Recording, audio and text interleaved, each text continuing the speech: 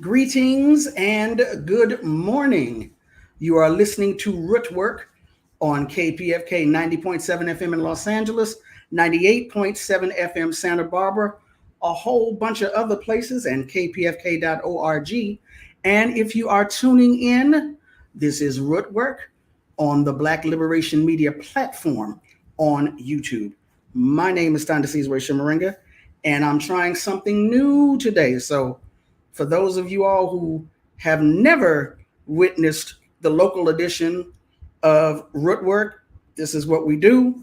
If you're used to Rootwork, you know it can be kind of rough sometimes visually if you're used to Rootwork on YouTube, but we're going to make it do what it do today. So, locally speaking, I want to remind you here at KPFK that we are in our fund drive, our summer fund drive. That's when we appeal to you to show us love, to let us know how much you appreciate this independent media institution that's been around for over 60 years. 818-985-KPFK, 818-985-5735 is the phone number to call us and give us your pledge to sustain this institution. If you're not near a phone, if you can't sneak on the phone, you're at work, you can go to kpfk.org and make a secure pledge over the internet. Want to get started real quick, get into our show today. It's been all about Chicago this week as the site of the 2024 Democratic National Convention. We'll have a report direct from the front lines to bring us up to speed on that.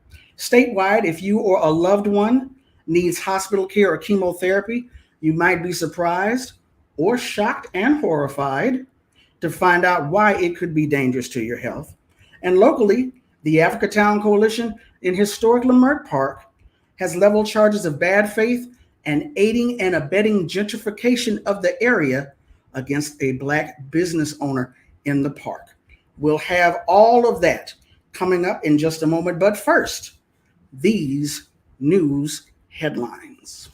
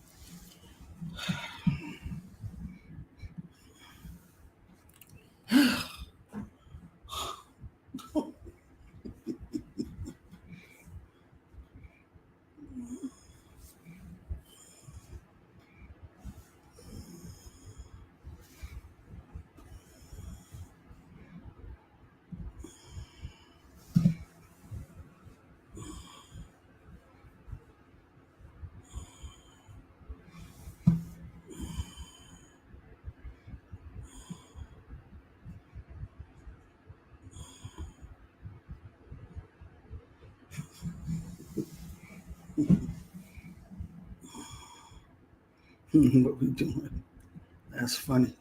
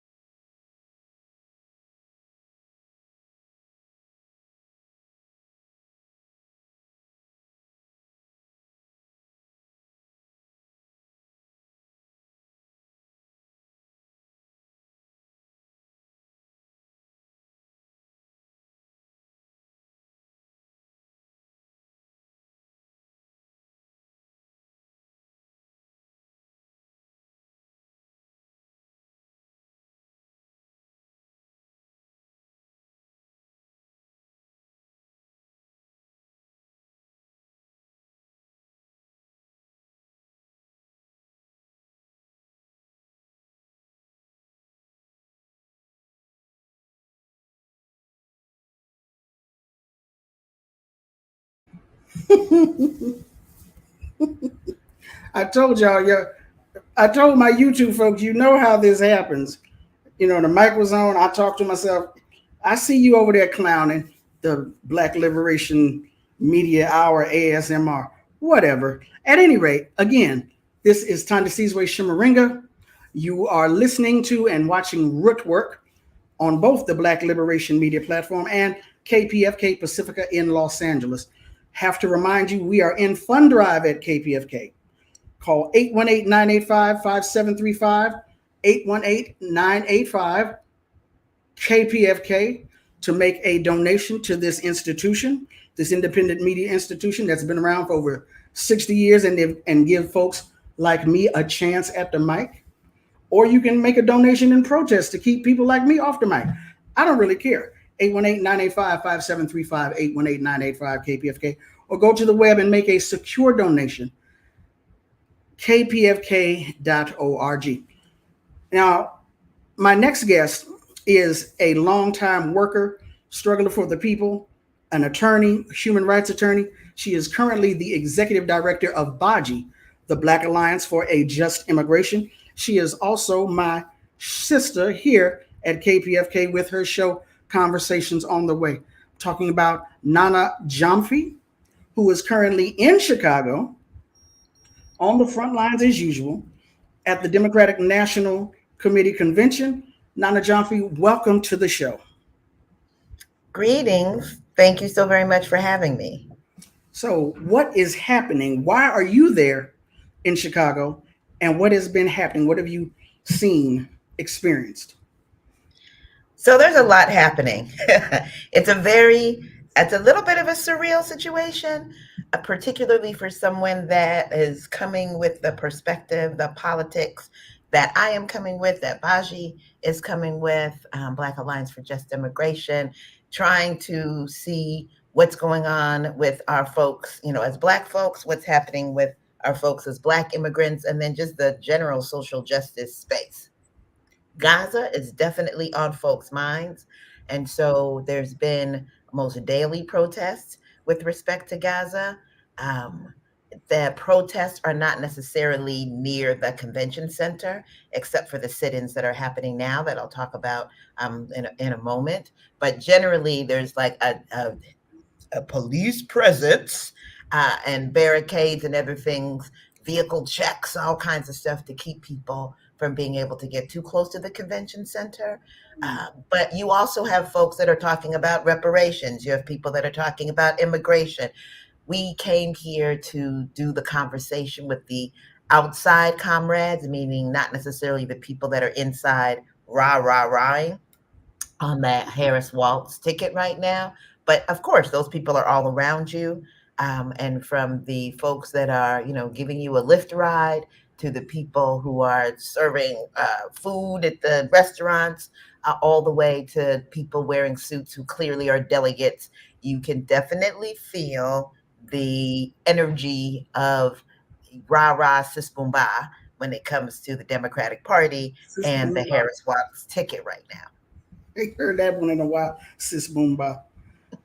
I noticed an op-ed by Michael Harriot in the Griot, who was taking the uncommitted movement to task for demanding not a ceasefire, but what looked like black solidarity with the call for a ceasefire against Kamala Harris. Can you? I understand that you're more interested in the work outside of the convention, but can you give us a little bit more in terms of the conversations going on? Maybe not while people are speaking, but as you're roaming the halls in the convention. Absolutely. So it's a very interesting and complicated conversation, really. I think and I don't understand. Well, I won't say I don't understand. It's clear to me that has been an effort to keep a certain dialogue in the air around Black folks and the issue of the genocide in Gaza in order to allow for the Gaza conversation to be muffled. Let's put it that way. And Mm-hmm. so there is a fake divide, I'm going to call it that, that is really being fostered such that if you are a Black person, then you are supposed to understand that Kamala Harris is your ancestors' dreams and nothing should get between you and the dream. And I say that not trying to be dismissive, literally laying out like what we're hearing while we're here on the streets of Chicago and in these hotels, restaurants, etc. Then you have another, position that is if you care about human beings and you care about humanity, then you absolutely should be opposing Harris and Waltz because of what is happening in Gaza and the support really that Harris has had or has given as vice president in this issue. So those two energies are there. It's those energies are actually not the loudest energies in the room. There really are people that understand that there's a both and are looking at the blocking of one side and how that might be able to get to the stage where there's actually an arms embargo. And that's, I think, the majority of what people are thinking. That shifted yesterday. That shifted yesterday when the uncommitted delegates, and these are people who are elected like all the other delegates there to represent their districts in this conversation on the convention, right? When the uncommitted delegates had made several requests to have a Palestinian American speaker, including offering up the names of several people, including a state representative from Georgia who was touted at the time by the Democratic Party as, the Palestinian representative, and doesn't it show we have a big tent? All their names were rejected, every single one, including the representative who is here present. And on the other hand, the parents, as we know, of one of the hostages were allowed to come on stage and allowed to speak. And so now it's become even more contentious in the sense that where you had a majority of people that kind of were trying to hold both and trying to find ways to hold both, it's become a lot more difficult because they have made it clear on the DNC side that it's not both, that they are not willing to put themselves out in any way to allow for Palestinian voices to be heard at this DNC. And they have allowed Israeli voices to be heard. And so now we got an issue. And that, Michael Harriot, he writes fabulous stuff that I generally love. But I think that I try to imagine where, the South Africa, and don't have to imagine, we lived that way with apartheid, and the position that we took, those of us who cared about apartheid, was one that understood the linkages. I can imagine if what was happening in Gaza is happening in Ghana, and I can imagine if what was happening in Gaza was happening in, cities or areas of Black folks in this country. And I just don't feel like people would be saying, go ahead and give Harris a pass, or don't be in solidarity because we've got to we've got to pursue democracy, or whatever the language is. So I think that we've hit a little bit of a bump in the road, and we'll see how that, meets out. There's a sit-in happening. They've been there all night. There's going to be press conferences, marches, all kinds of things that are going to be happening today as a result of the DNC action yesterday. I'm speaking with Nana Jamfi. She's the executive director of BAJI, the Black Alliance for a Just Immigration. She's also a radio personality here in Los Angeles on KPFK 90.7 FM. She's currently in Chicago at the Democratic National Committee Convention, giving us a report back on what has been happening. Nana, let me ask you this. One of the things that we've seen on social media is like this explosion of informative sources regarding Palestine, regarding Gaza, regarding anti-Zionism, etc. And that has added to our knowledge base, thankfully. And there's also been an increase in calls for support around the Congo, around Sudan, around Haiti, as in don't forget about the genocides, the war, the ravages, the famine that's happening in these countries also. Since you've been at the convention, have you heard any type of policy proposals floating around, not just in regards to Gaza and a ceasefire, but unilateral ceasefires, unilateral support for disarmament, anti-imperialism, etc.? No, that was a short answer.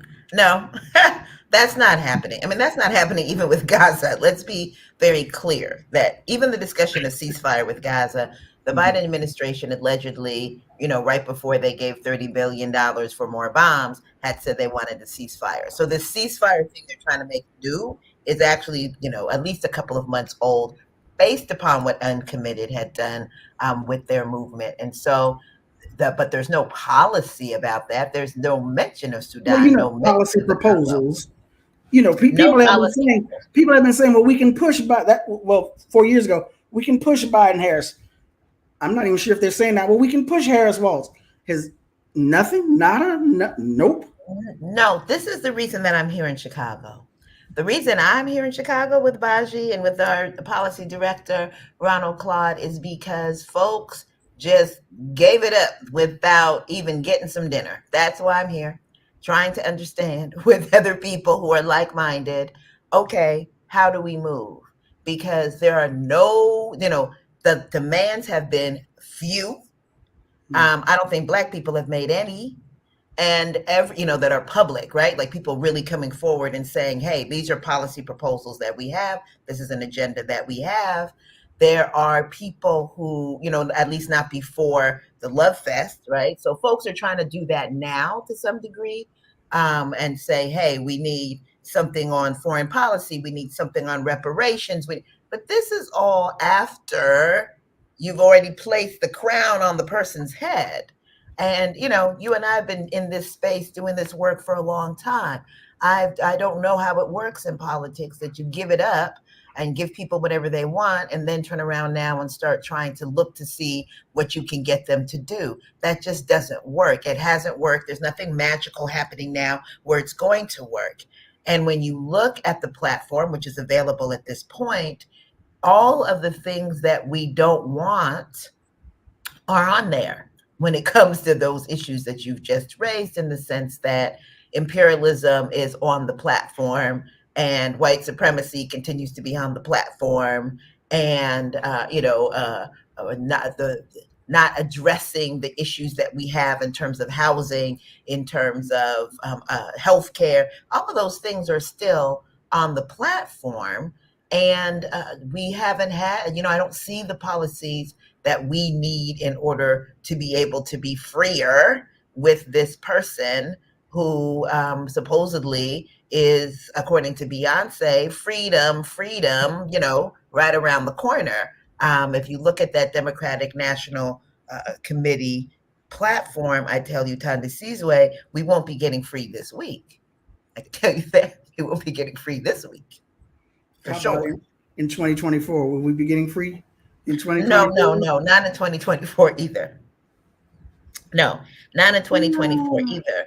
And I think what is very clear from the convention is that the people are really going to have to do the work of continuing to build people power, right? We cannot fall into either the space in which we're completely reacting based upon the notion that the boogeyman is in the space and we're not doing any forward movement, but just reacting to what is hitting us.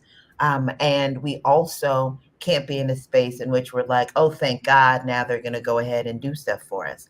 And we know that already. Like, this is an old dance. We know this dance well. And, we've got to obviously change up and do something different if we actually want to be able to move some things. And so it's interesting because so many people I'm talking to who are gushing about the speeches at the convention and gushing about the energy of the convention, who are inside, right? People I know, who are my friends, who are my comrades, people I don't know. When I ask them, well, what exactly is the policy thing you're hearing that's making you understand that this is a new day? None of them can give me an answer.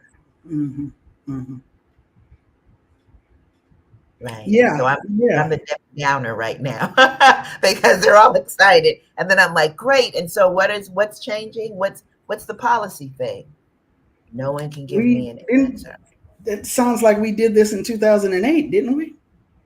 2008, and yeah. I mean, this is where we Yeah. were. And actually, 2016 wasn't too much better. I mean, people were having concerts before they had even started counting the votes, right? Like victory laps before the things had even happened. And so again, I think we do need to push. I think the fact that people have put the cart before the horse, or let me not, and when I say people, obviously, we know I'm not saying everyone, but the Right. major forces, Mm-hmm. including left forces,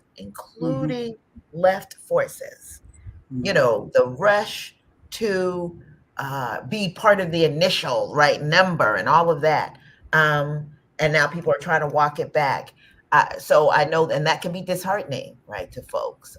And that's part of my, again, coming here, trying to hearten people and get heartened and know that we can still push. And that's what the bottom line people need to understand is that we are being required more than ever to take our duty to win seriously. And people need to decide what that means for them as individual, as collective, as cadre. And we need to be doing that moving right now. The KPFK audience is obviously familiar with who you are and what you do, Nana. But for the folks tuning in on YouTube, Black Liberation Media and Rootwork, can you give us a brief, real quick, what is it that BAJI, the Black Alliance for Just Immigration, does?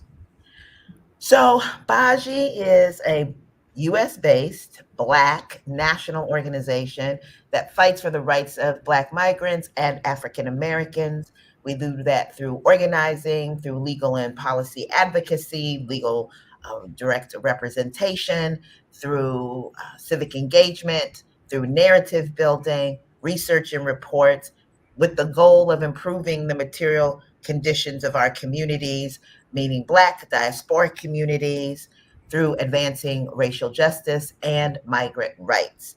Been around since 2006, born out of Oakland, and can have locations both in Oakland, Los Angeles, Houston, Atlanta, Miami, DC, and New York. in Brooklyn, where we are headquartered with staff also in Minnesota and Kansas. So we're a national organization that works both on the area of racial justice with M4BL. We're part of M4BL, traditional civil rights orgs. We also connect with at some level, obviously immigration orgs, but then with the 20% of Black community in this country that is first and second generation Black migrant.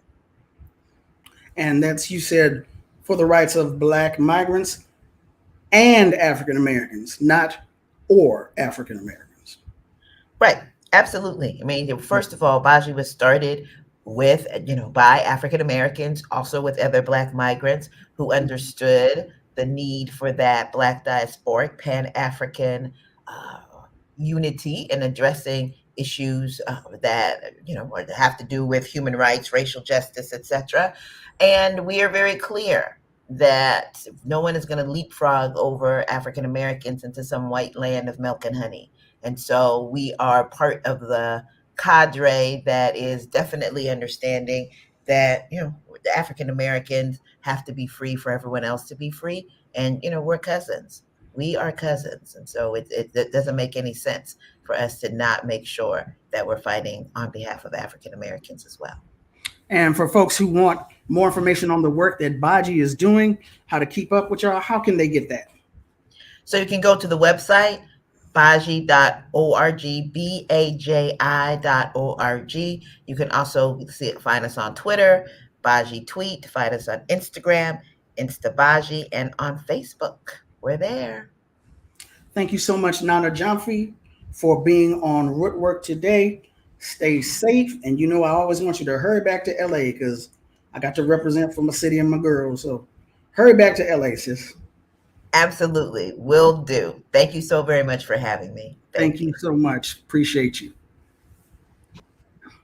Again, you're listening to Rootwork here on KPFK 90.7 FM in Los Angeles, 98.7 FM Santa Barbara, a whole bunch of other places that's too numerous for me to name, and on the web at kpfk.org.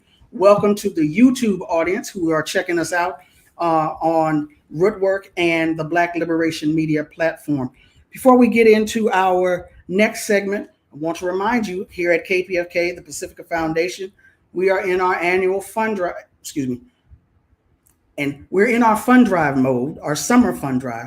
And that means we come directly to you to ask for your support, not to get trinkets, not to get, gifts and prizes and all that. We're appealing to you based upon the information that we bring, the resources that we bring. Show us how you appreciate this information.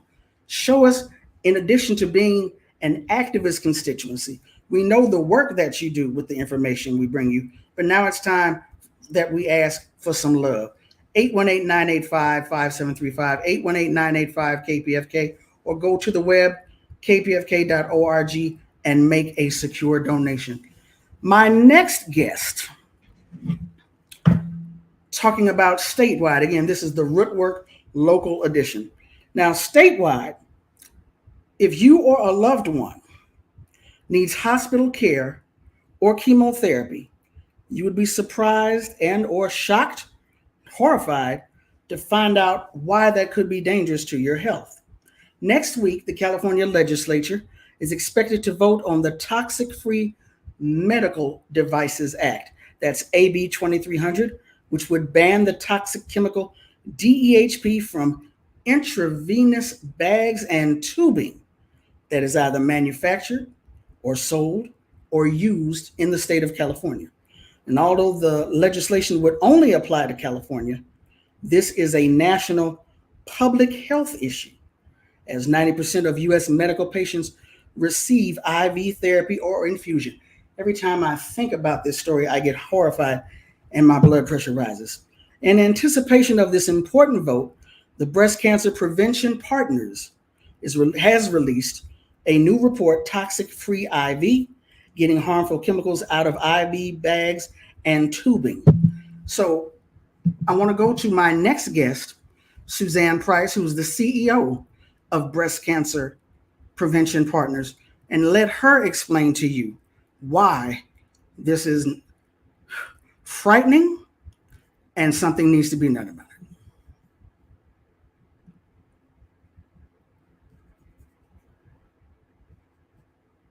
Now, once again, you know I be having issues. You know this. So hold on. KPFK listeners, because we have Gary Baca working for us, don't always have these issues. But me by myself, you are listening to Rootwork here on KPFK 90.7 FM in Los Angeles and a whole bunch of other places. And if you're joining us on YouTube, you are watching Rootwork. My name is Thandisizwe Chimurenga. Joining me now is Suzanne Price, the Chief Executive Officer of Breast Cancer Prevention Partners. Thank you so much, Suzanne, for being on the show today. Thank you so much for having me. Now, your organization has released a report because you're saying that the state of California is about to vote on whether or not to ban or not ban harmful chemicals out of intravenous bags and tubings used in hospitals. That is correct. And when you put it that straightforwardly, it is shocking. It is shocking. I was shocked when I saw it. It's shocking this is allowed. There's a lot of things allowed in our environment, especially in the US, that are shocking. But when you combine hospitals and treatment with toxic chemicals, it's really upsetting. What our organization does and what we've been doing for 30 years is looking for the environmental links to breast cancer and trying to create policy and awareness to get those environmental causes away from people so that there will be less breast cancer in the future. So this group of chemicals called phthalates, we have been fighting against for many years. We successfully got phthalates banned from children's toys, plastic children's toys, nationally over 10 years ago. And we've successfully, a few years ago, gotten phthalates banned from personal care products and cosmetics in the state of California. And that's because this group of chemicals are endocrine disrupting. They're linked to breast cancer and a host of other diseases and problems such as infertility, obesity, and they have no place in products that children can suck on or that anybody is putting on their body. However, phthalates are in 70% of the IV tubing and medical bags in hospitals in California. Now, is that, I was pronouncing it phthalates, it's phthalates? That's right. People say it different ways. It's for those listening, it's PHTHALATES. Some people want to go look it up afterwards, and it's a hard word to spell, but this is a known endocrine disrupting group of chemicals. Right. The number one chemical that is in IV bags and tubing, the number one type of phthalate is called DEHP. And DEHP is what has been banned in children's toys and in cosmetics in California and is in most IV tubing and medical bags. And the reason it's in these products is that it makes PVC plastic soft and squishy. Right. So that's why they were in rubber duckies and other soft children's toys. And that's why they're in this IV tubing. So DEHP, di2-ethylhexyl phthalate. That's right. That's right. Di2-ethylhexyl phthalate. Ooh, that's a mouthful. Yeah. A colorless, odorless chemical that makes polyvinyl chloride plastic, PVC plastics, more flexible. Now, you're saying that 60 to 70% of intravenous bags and tubings used in California, as well as nationwide, are made with this chemical. And that this chemical has known links to breast, liver, lung, and testicular cancers. That is exactly correct, unfortunately. And like I said, when I first heard about it, I was shocked. And then it was like, okay, intravenous bags and tubing. You mean the medical equipment that people who have cancer have to use in order to get their cancer treatment? That's right. And unfortunately, it also is known to hamper the effects of chemotherapy. So people getting cancer treatment through these devices are actually less likely to recover, more likely to have a recurrence. And that is a known scientific effect. And you also have to remember these bags and tubing are being used with NICU babies, first brand new infants being exposed to this chemical right out of the womb, and it has lifelong developmental effects. The good news is that there is an alternative. 30 to 40% of the tubing and medical bags currently don't use this chemical, and that's because it's only PVC plastic that needs phthalates to make it soft. There are other alternatives to PVC that can be used for this equipment, and that is what a lot of, 30% of the market is using right now. Kaiser, throughout the state of California, got out of PVC and phthalate tubing and medical bags over 10 years ago. So there is an alternative that is as effective and also a similar price point that is possible to switch to, and hospitals can switch right now. Yes. Jan Robinson Flint, a former programmer here in Los Angeles at KPFK, a founder and executive director of Black Women for Wellness, has long advocated regarding the education of the public on the known dangers of, I keep wanting to call it phthalates, how they've been endocrine disruptors linked to reproductive disorders, etc. So I'm sure the KPFK audience knows that part about it. But this, the medical equipment that cancer patients need in order to treat their cancer might not only can give them cancer, but makes their cancer treatment ineffective.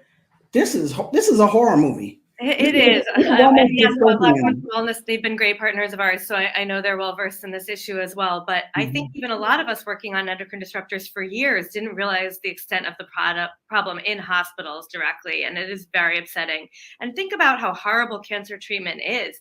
Even though it's gotten more effective over the years, even if someone survives it, the experience of going through chemo is very traumatic in itself. And to think that someone could be enduring that and then having it not have as effective an outcome as it possibly could because of what you're being treated with, it's really unfortunate. And we know that phthalates come off of the plastic. That's why they're banned in plastic toys, because kids who are sucking on them were ending up with the phthalates in their saliva, in their bloodstream, because it's not attached to the plastic permanently. So we know that the tubing is having the phthalates leach off into the liquid that is being delivered into your arm, into your veins. And that's a known effect. So the fact that this is even allowed is unbelievable. The fact that the manufacturers of the tubing with phthalates are pushing this law, not only to be reversed, but even if the law passes, they're pushing the date at which they have to comply out many years. So even if the law passes, which we hope it will next week, we are going to go around to hospital groups and try to get the hospitals to sign on to commit to get out of DEHP in their medical bags and tubing way before they actually need to, based on the law. So now the California State Legislature is slated to vote next week on a bunch of things, including whether or not to loosen the regulations around DEHP. Right now, there are no regulations around it as it relates to medical equipment specifically. So this would be an outright ban on the use of DEHP in medical bags and tubing. However, there will likely be somewhere between a 5 and 10-year time horizon added to the bill before these companies have to comply. That's why it's important for patients to advocate for themselves, for doctors and nurses to push their hospitals to actually stop purchasing these type of products even before that law changes. Okay, so now on the screen, we've got a blog post from QIMA.com, which talks about the Prop 65 phthalates requirements. This is actually just under a month ago, July 29, 2024. California's Prop 65 requires businesses to provide their customers with warnings when their products contain chemicals known to cause health problems. We've all seen that label, that warning throughout California for several years now. Yeah. So this provides an overview of Prop 65 compliance. And again, this is specifically related to phthalates. And it says here that DEHP, di-2-ethyl hexyl phthalate, has already been included on this list? Well, the Prop 65 list is really just about notifying consumers.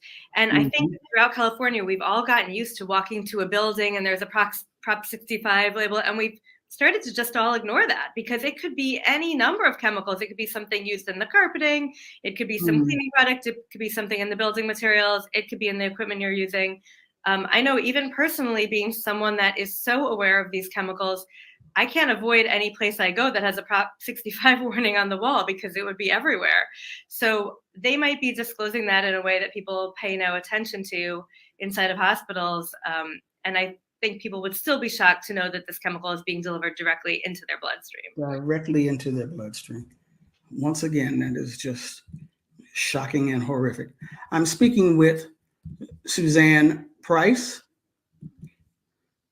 Chief Executive Officer of the Breast Cancer Prevention Partners, BCPP, and we're talking about an upcoming bill, hopefully, prayerfully, that will ban DEHP, a phthalate known to cause cancers and hinder cancer treatment because it is utilized in 60 to 70% of intravenous bags and tubing in hospitals. Did I get that right? That's absolutely right. And there is so much in our environment that is related to risk of breast cancer and other diseases. And a lot of this can be prevented. So that is what we're working on at BCPP.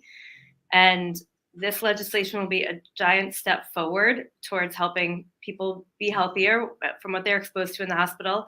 And right now, this legislation is just about the state of California. But as we all know, we are a huge market here in California. Right. So what changes here, especially as it relates to products and manufactured products, does actually flow through the rest of the country. So if this bill passes in California and the governor signs it, which we hope will happen in the next couple of weeks, then the manufacturers will have to change their practices. And because California is such a huge buyer of medical equipment, we're hoping that that means that these manufacturers will change their practices for the rest of the country as well. Let me ask you this. The report that you all have prepared, for those listeners, for those viewers who want to read and study this information on their own and make up their own mind, how can they get that information? Absolutely. Well, our website is really easy to remember. It's bcpp.org, Breast Cancer Prevention Partners, bcpp.org. And the report is right there on our homepage right now. So they can go and check that out. It's a 10-page report all about phthalates and the specific problem and all the information that you need, as well as I hope I can say this even if you can't, but a link to take action and to reach out to your own state senator to push them to support this bill, and any other information you want about how to get involved is right there on our site. All righty. And give us the website one more time. bcpp.org. Thank you so much, Suzanne Price of Breast Cancer Prevention Partners. Let me ask you real quick. Are you all on social media? We are. You can follow us at BCP Partners on Instagram, BCP Partners, or look up Breast Cancer Prevention Partners on any other platform that you're currently following. All righty. Thank you so much, Suzanne, for being on Rootwork today. Thank you so much for having me.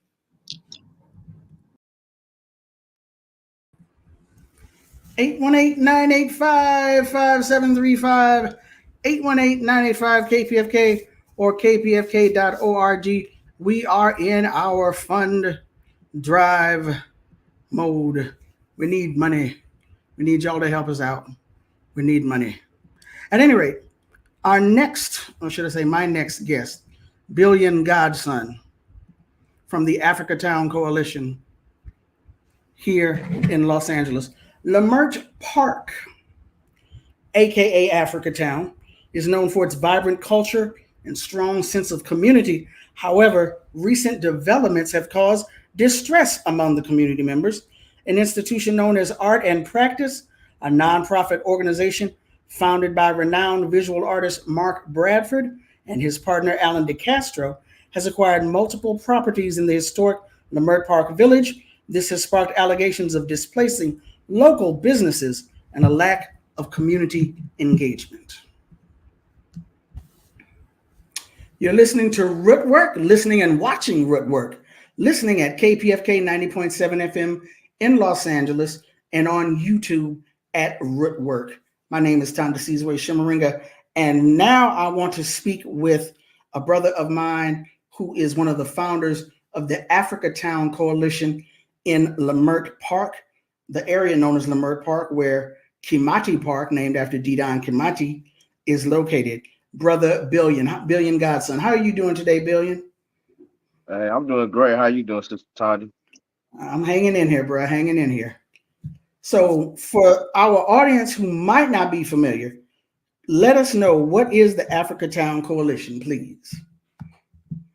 AfricaTown Coalition is the joining of two previous organizations, one being Blacks in 365, organization I founded with Marcus Macapone, Higgins, and others, with the Black Dot Empowerment Network founded by Kevin Wharton Price. And in 2016, we decided, instead of responding to people who were killed by police after the fact, we wanted to proactively get out and prevent Black people from getting killed. So we immediately got out, formed different response teams with our brother Dino and others around the city. And at a certain point, we realized in Kimati Park here in AfricaTown, there were 50 people living inside of the park.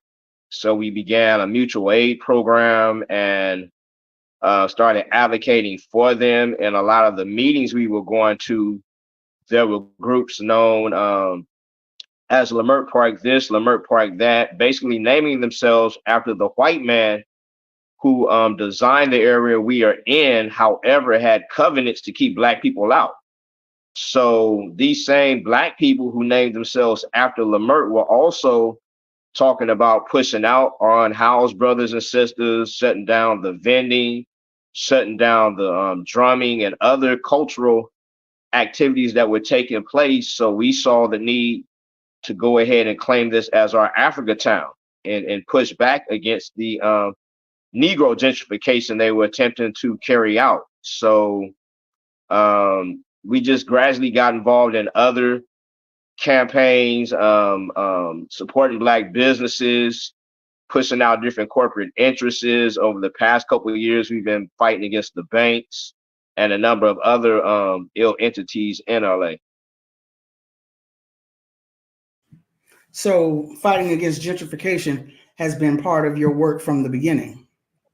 Yes. Yep. Okay. So what is this newest campaign that the AfricaTown Coalition is involved in? So recently we started a campaign against an organization known as Art and Practice.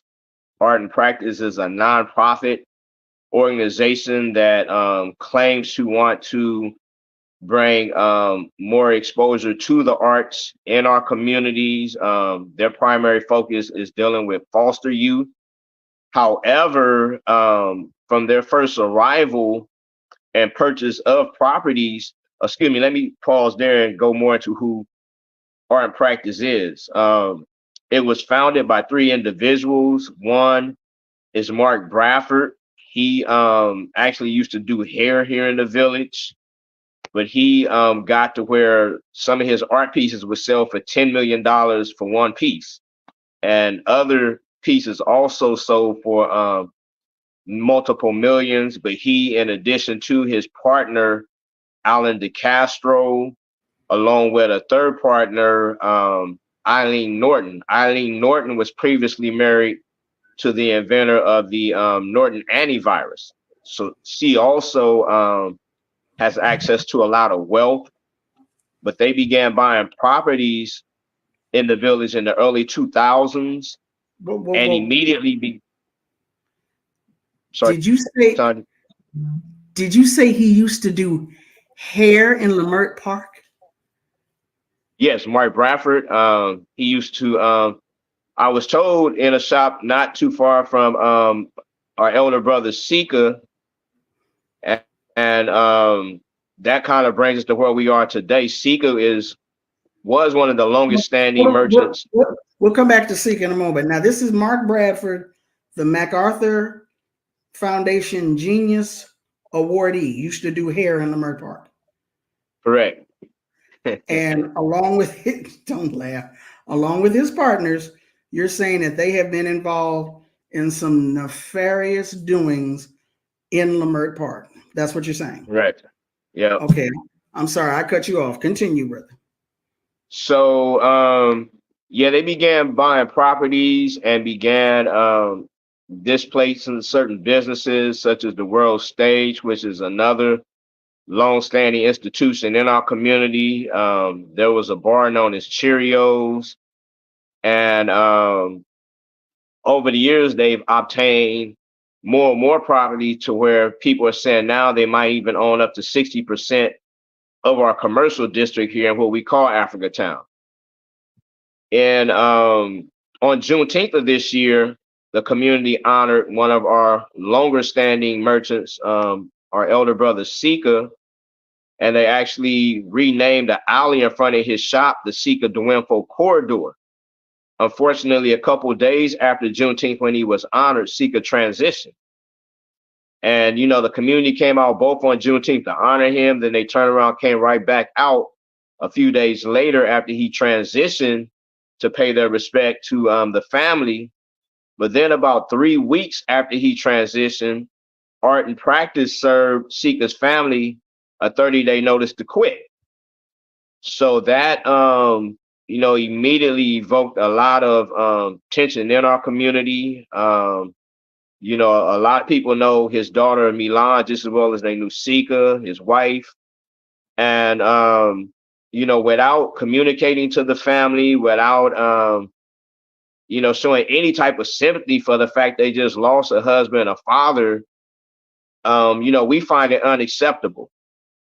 You know, just as they initially moved out Cheerios and World Stage, we know now by them pushing Sika out, they're showing they really don't have the best interests of our community, whatever their plans are. A number of the other businesses who are leasing inside of their properties are all on month-to-month leases. So that means they can do this to any, if not all of them, at any given time. We know one of our newer businesses, the ice cream shop, All Chill ice cream shop, they were also told they will have to relocate at the end of the year. So there's been rumors as to what Art and Practice has planned. Some folks are saying they are looking to bring a campus in collaboration with USC over here. Other folks have suggested housing, but at this point, they don't really come to meetings, share their plans. They don't have too much posted on their website, you know, what their specific intentions are for the community. So it's caused us to respond with certain actions in an effort to kind of pull them to the table with both Milan, but also in the hopes that they will open themselves and their plans to the community. I'm speaking with Brother Billion GodSUN, one of the founders and lead organizers with the AfricaTown Coalition, and we're talking about gentrification, the ongoing struggle regarding gentrification in Leimert Park, in AfricaTown. And you all have decided that Art in Practice is now, I believe it's Art and Parasite, and that yes, as opposed to giving others 30 days to leave, you and the community have given Art and Parasite 30 days to leave. Is that correct? I think they got 24 days left now. So okay, well, tell our audience about that. Well, AfricaTown is a very thriving community. Some folks know it for the culture, some folks know it for the politics, and a lot of folks know it's a community of resistance. From the 92 uprising to the 2013 response for Trayvon Martin to the 2020 uprisings, this is a community where a lot of organizing takes place from our elder Panthers and other folks that have been involved in the movement over the years. So, you know, there are a lot of creative minds collaborating right now in hopes of saving Sika's shop and getting respect for the family, but also for the fact that we know the potential that they could do with other businesses and other properties. And I was mentioning at the top of it, we initiated a campaign against the bank about 2 years ago because they have money involved in one of the properties that was purchased a couple of years ago also. So we're hoping to send a message to all the above. Which bank? Wells Fargo. And we also know Chase has been giving out a lot of grant money to different people in the community. And our thing is, great, take the crumbs that they give us, but they owe us reparations on a much larger scale for their exploitation of our people from chattel slavery forward. So for audience members who want to follow the work of AfricaTown in general and this particular campaign against art and parasite, how can they keep up with y'all? How can they do that? We are on Instagram. On Instagram, we're AfricaTown Coalition with an underscore at the end. On YouTube, we're AfricaTown Coalition. And I myself have pages on Instagram, YouTube, and Facebook with Billion GodSUN, GodSUN. Is there anything immediately coming up in terms of actions around art and parasite? Yeah, we are actually planning a field trip, possibly today. But we will have ongoing actions depending on, whether or not art and practice responds and comes correct. All right, again, that's Billion GodSUN, co-founder, organizer with the AfricaTown Coalition. And today we're talking about continued efforts at gentrifying the Leimert Park or AfricaTown area. This time, Art and Parasite, formerly known as Art and Practice, co-created by Mark Bradford, the MacArthur Genius Award winner. And the community is saying that Mark Bradford's hands are dirty in regards to gentrification in Leimert Park and the family of Sika, our master jeweler, who was celebrated on June 18th of this year, who passed away a few days after that. And his family was given a 30-day notice to quit the property that Sika shop. He's been there about 30, 40 years. Is that correct? Yeah, we believe he opened shop in 1992. Wow. Okay. And now it's time for him to go, according to Art and Parasite. Well, we appreciate your work, Brother Billion. Let us know how we can continue to support you. If you're in LA, come out to AfricaTown. On the weekends, we have open market. Saturdays is a little freer.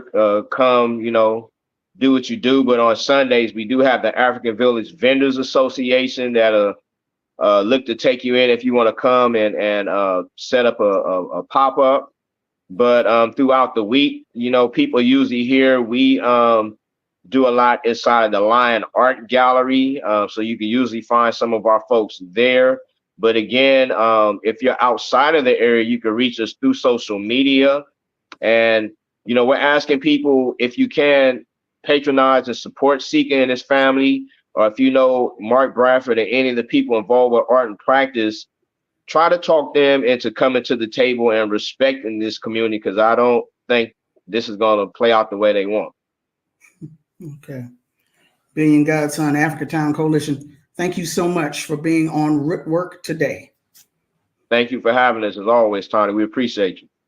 All right. That is all the time we have on KPFK. 818-985-5735. 818-985-KPFK or kpfk.org. This is Rootwork on KPFK in Los Angeles. That we are in Fund Drive. Please give us your support. Thanks so much to Gary Baca. Y'all take care in terms of the KPFK side. Now, for my remixers, for my Black Liberation Media people, appreciate you all so much. Please continue to support us because you know we've been having issues with YouTube. Continue to support independent media. Continue to support Black media. Continue to support independent Black media. Information on how you can do that is contained in the show description. So go check that information out. Again, my name is Thandisizwe Chimurenga. This is Rootwork, which I usually do whenever on Black Liberation Media. But today I've incorporated my local show, which is carried on the Pacifica Network in Los Angeles, KPFK. So appreciate you all, even the ones sending me clowning comments about ASMR. And appreciate you too, Zinzabel, with your text messages. At any rate, appreciate all of y'all. Thank you so much. I'll catch up with you later. Peace.